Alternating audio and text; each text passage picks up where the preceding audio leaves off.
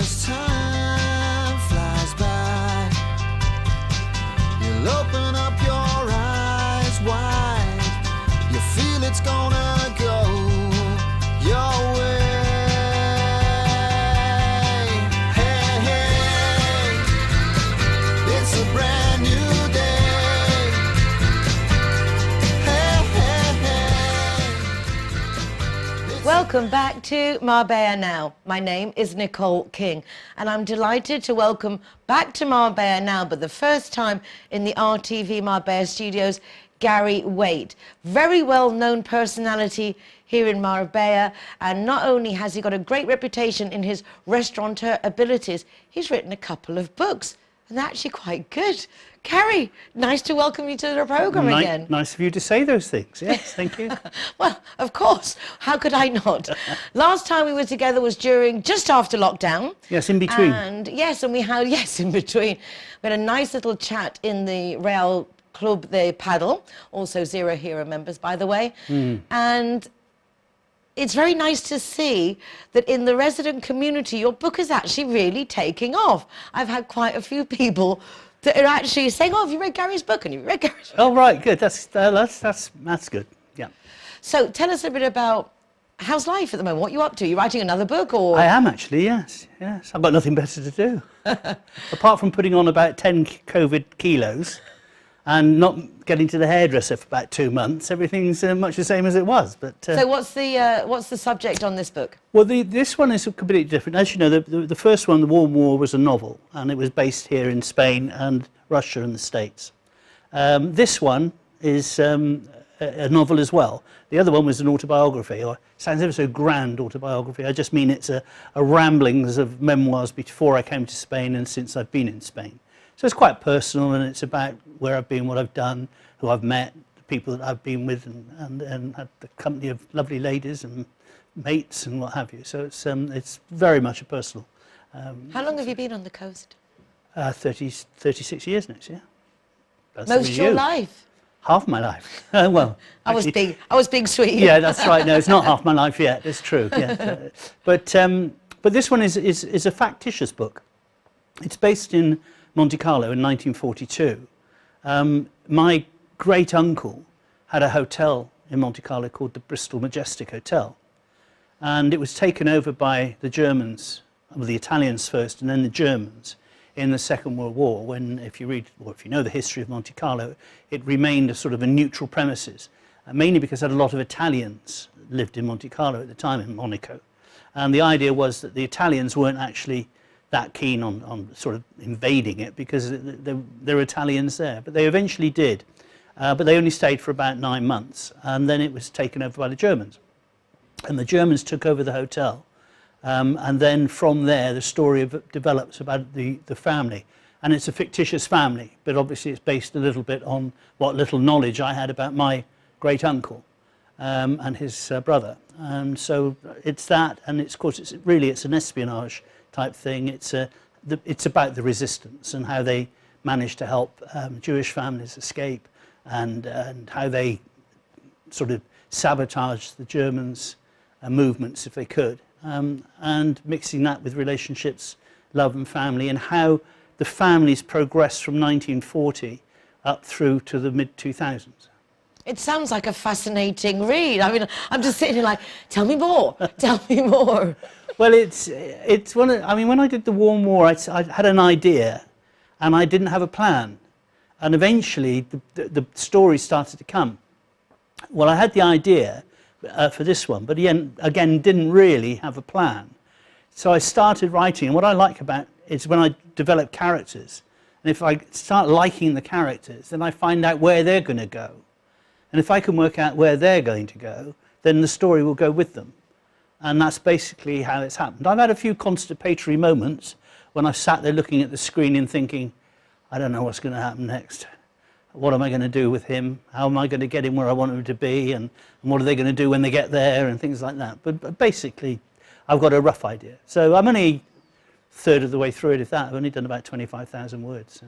25,000 words. You say it so like, oh, just 25,000 words. Well, if you're right, it is, oh God, it's only 25,000 words. Although they do say a novel shouldn't really be more than about 70,000 words. But, Really? But tell that to people like Freud and people like that. Clement Freud? Freudian slip. Yes, so it'll be 75,000 words when it's finished, about 350 pages. Well, the books that I've read of yours they're easy reads, and I don't mean to be offensive by saying that, but it's a book you can pick up, put down, in the sense of, like, it really is, it's very fluid. Did you have any journalistic experience before? Well, I've always written, as you know, for newspapers, magazines and things like that. I did write a book when I was 15, I think, and it was a bit of like animals in the woods type of rubbish, you know, but it didn't get very far with it, but I wrote about 100 pages, I think. No, but I mean, it's commendable. They say everyone it's all has by hand as well. Everyone says they have a book in them, but it's those who can get a book out of them. That's a different story. I mean, I've got a couple of friends who've had some really interesting years, and one of them is a lot older than me, but he's had an amazing life. And he says, I must write my book. And he said, but I can't do it. And I said, well, if you read, you know, if we sit down and go through it and I record it, then, you know, I'll probably be able to ghostwrite it for you. Because, as you say, people know what they want to say but don't know how to say it. I mean, not that I'm that brilliant at it. I mean, no, but you do. You have a gift, and it's not, everyone can't just take words and make them flow and take the ideas that you have and then develop them. I think it's the enjoyment of doing it. As I say, I love the building up of the characters more than anything else. And I start doing it, I mean, not the autobiography, obviously not, but The Warm War was very much a movie in my mind. You know, I can tell you now what the characters look like and everything else. And the thing about The Warm War is, everybody says to me, I say, who are your favourite characters? And they all pick the same 3 characters. There's only 3 characters in the book. No, I'm being facetious. No. Well, what I did is I did each character have their own section to build the story up. And there's a Guardia Civil officer in there who used to be in Madrid, and he became the head of the Guardia down here in Marbella, and he's in it, and he's a big chap, you know, a real big lad with a soft heart, and he's which doesn't sound like the Guardia Civil too much, but well, actually, I would say that a lot of them are actually like that. The ones that I've had the pleasure of meeting, and they've not been on a really bad, apart from the odd traffic stop or something, have always been very kind and very gentle. Well, I think your novels, without undoubtedly the one way, it does lend itself that each character could actually then have a spin-off novel about their own life and everything. So I mean, you've kind of got material to keep you going for quite a few years. Well, it's funny enough, I did start to write the second one, which was a follow-on from the first, but I didn't have enough in it to make me want to write it. And then I was working, you know, I mean, that was the Warm War I wrote years ago, and it was republished in 2018. But up until then, it was written really in 1997, 98. So it's quite old. But if you read it now, well, you have read it now, it doesn't show that it's age, except for the fact it mentions pesetas and places in Marbella that probably are no longer here. But yeah, but it's funny, as they say, same song, different tune, and you've been here a long time. Oh, yeah. And although Marbella has changed dramatically over the last 3-4 decades, it's somehow remained the same. No, don't you find that it's remained the same feeling that we're in a village and very much each to ourselves? I think I mean, I know the work that you try and do to bring the communities together, and I think the one thing is a problem, that there isn't that much of a community type of spirit. I mean, we say there is, but then again, to mix so many nationalities together is very, very difficult. I mean, we all have different ways. In fact, the only common thing we have is wanting to be in Spain in the sunshine and with the Mediterranean style of life. But I think that we do still tend to keep ourselves to ourselves. I mean, where I live, you know, the Guadalmina area, I mean, I've got a lovely apartment. I live in a nice little pueblo there. But, I mean, I only know the neighbours to sort of just say hello, and that's about it. Whereas if I'd lived perhaps in London, and I had even though in London they don't mix that well, but if I lived in a small little terraced avenue or something, I'd probably know half the neighbours there. Do you speak Spanish? Of course I do speak Spanish. You say, of course I do, but there's no course I do with any Englishman on the coast. Well, no, that's true. And do you ask me, am I fluent in Spanish? And if you're English and you hear me talk, you say, God, he's fluent in Spanish. But you and I know that when you get involved in conversations with people about things that you're not fluent in, then you struggle a little, or I struggle a little bit, you know. But it's funny because I think those of us who've been here, the amount of time we had to have some Spanish because people didn't speak English like they do now. No, I can always remember the first time, and of course the Spanish in principle didn't really like you not speaking it, but they understood that you couldn't, and that often left a problem because they couldn't speak any English either. So as you say, we didn't have a lot of choice. So I went to school when I got here. I mean, it was one of the first things I did. Me too, I went to In Lingua. Yeah, but I went to the one in Fuengirola, because I started that end. And I was in Fuengirola, and I went to this with a friend, and we went in there, and the teacher, a young lad, and he was chatting away, and I thought, what's he saying? And I thought, how can he teach me Spanish when I don't know what he's talking about? So it did take a little bit of a while, and I remember going into an estanco for a stamp, and I didn't know what a stamp was. I mean, it's so stupid. I did the classic English, didn't I? Buenos días. ¿Tienes un stampo para Inglaterra, por favor? It's very funny because I was in the supermarket the other day and this guy was standing there saying, fechas, fechas. Now, I know, and she's looking at him like, what? And as I was walking out, I was like, fechas, dates. But dates in Spanish are dátiles. Yes. But it was only when I was leaving, fechas. He wants fechas, oh, he wants dates. Well, that does happen. But I suppose if you reverse that and think about the foreigners trying to speak English, the words that we have that sound exactly the same have completely different meanings. Exactly. Like through and through and things like that. Exactly. Always say cough and bow. Why shouldn't it be cough and boff and cow and bow? Yeah. No, crazy English language. Yeah, absolutely. Well, I'm delighted to catch up with you again, Super. Garry. You're looking really good. I'm very interested in your next book. When do you think it's due? Well, if it carries on, there's the cover. The Hotel Manager. Yeah. And it's based, as I I say... like the cover. I like the Yeah. whole philosophy is great. I think you're growing. I Yeah. think you're really getting into I'm certainly this. growing, that's for sure. COVID growth. COVID growth. So when do you think, are you planning? I'm planning to hope it is published at the end of January at the latest. Well, we'll Depends look how forward hard to it. I work between now and the end of January. Okay, no one call Garry, he's got work Oh, no, to you can do. call me anytime you like. If you're struggling in a restaurant business somewhere, which there are many of you, if you need any help, I'm there to Yeah, to and help. boy, he can organise the best Sunday lunch a restaurant could ever imagine. No, without a doubt, if you are looking to get more business into your restaurant, become a Zero Hero partner. You can also get part of AAA's Dine and Donate. And Garry is a great person to get on board to help you organise and get things going. But also a super author, The Warm War, Half My Life, and now The Hotel Manager coming soon The Hotel Manager. into a bookshop near you. We're going to leave it there for the moment and have some messages now from our sponsors. A big thank you to the Road Traffic Safety Foundation Linear Director for sponsoring our Zero Hero incentive, where local bars, restaurants and hotels reward the designated driver with free soft drinks. And also Linear Director for making tailor-made car insurance policies just for us foreigners. For example, if you have a NIE and live in the province of Malaga and you've got a policy with Linear Direct, you're entitled to a free taxi up to 4 times a month. And that includes a tow truck to take your car back as well if you want to, don't have to want to go back for the next day. Anyway, enough from me. Over to the messages from Linear Direct, our Zero Hero partners, and then we'll be back.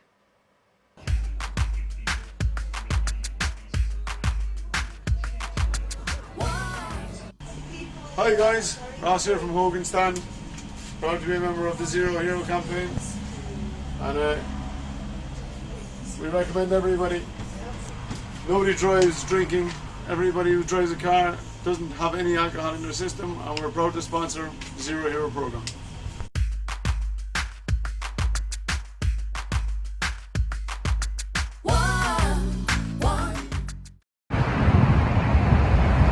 Our welcome Zero Heroes. Come and visit us for Merry Christmas and Happy New Year. Merry Christmas.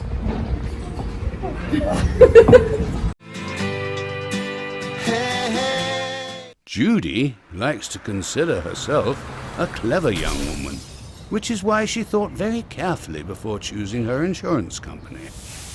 Now that she needs it, she's jolly glad she chose Linear Director, as it looks as if she might have something better to do.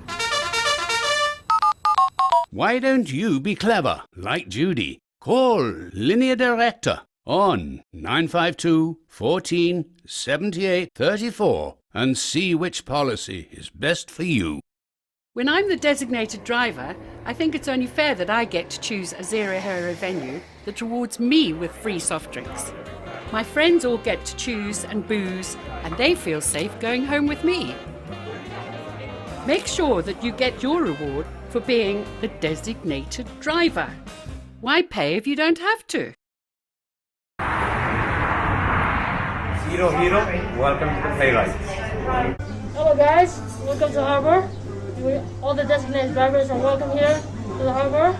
And we are very proud to be a Zero Hero partner. G-Wine is happy to be a Zero Hero partner.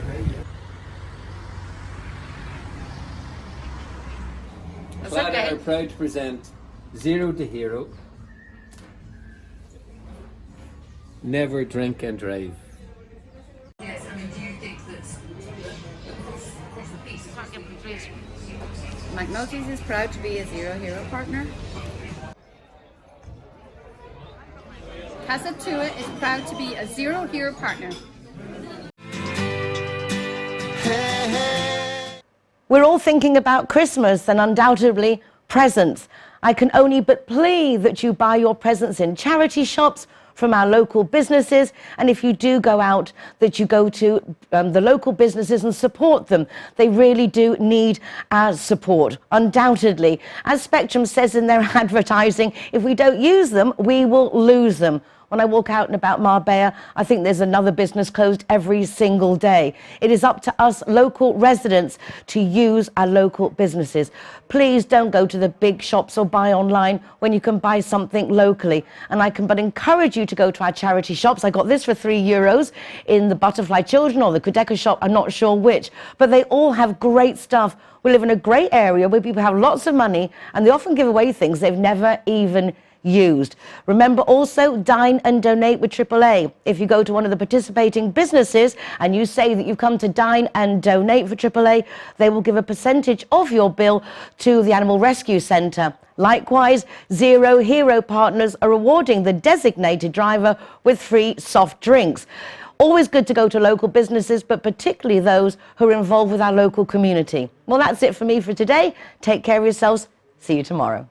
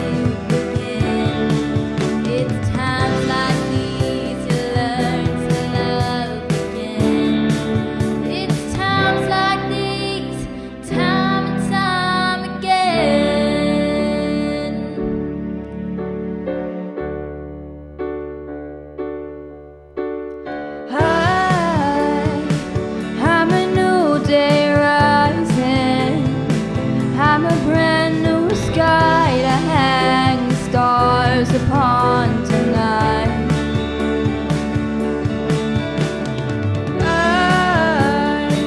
I'm a little divided. Should I stay and run away, leave it all behind?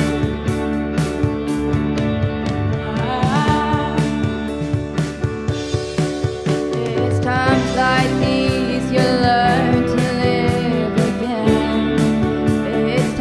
Like these you give and give again. It's times like these you learn to love again. It's times like these and time again. COVID-19 has hit many local families hard, and Christmas is looking bleak. 40 to 50% more people are struggling to feed their families without the help of the Red Cross. Many of the families in need have never needed our help before, but they need our help today more than ever. If you can, please consider donating and helping our Red Cross campaign. No amount is too small to make a big change. Thank you. It's times like these you give and give again. It's times like these you learn to love again.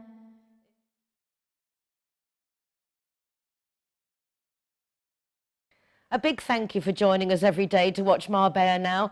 Please do like, share and follow the programme, because it's the only way, well, one of the only ways that the community can find out what's going on, whether it be about charities, job opportunities, social events going on. It's nice to know what's happening in our local resident community and see perhaps how we can help or get more involved. That's it for today. Take care of yourselves, be nice to each other, and don't forget to join us again tomorrow for more of what's going on in Marbella Now. We can change if we try.